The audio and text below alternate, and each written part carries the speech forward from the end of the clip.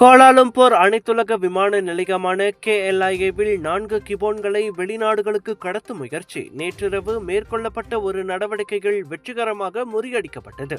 KLIA-வின் முதலாவது முனையத்தில் சந்தேகத்திற்கிடமான சாமான்களை சோதனை செய்த பின்னர் இரவு மணி 10:50 அளவில் 38 வயது உள்ளூர் பெண் ஒருவர் கைது செய்யப்பட்டதாக வனவிலங்கு பாதுகாப்பு மற்றும் தேசிய பூங்காக்கள் துறையின் இயக்குநர் ஜெனரல் டத்தோ அப்துல் காடீர் அப்துல் ஹஷீம் தெரிவித்தார்.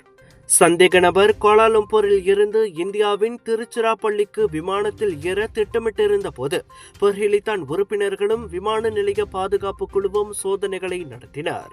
அதனைத் தொடர்ந்து அந்த கிபோன்கள் சாமான்களில் வைக்கப்பட்டிருந்த ஒரு சிறிய பெட்டியில் மறைத்து வைக்கப்பட்டிருந்தது கண்டுபிடிக்கப்பட்டது. சந்தேக நபர் கைது செய்யப்பட்டு மேலும் விசாரணைக்காக KLIA பெர்ஹிலித்தான் அலுவலகத்திற்கு அழைத்துச் செல்லப்பட்டதாக அப்துல் காடீர் வெளியிட்ட அறிக்கைகள் தெரிவித்தார். புது தோற்றத்துடன் வந்துவிட்டது சாரதா டெக்ஸ்டைல்ஸ். பல டிசைன்களில் அனைவருக்குமான வண்ண வண்ண ஆடைகள். பிரிக்ஃபீல்ட் சென்ட்ரல் ஸ்ட்ரீட்டில் புதுக்கிளை.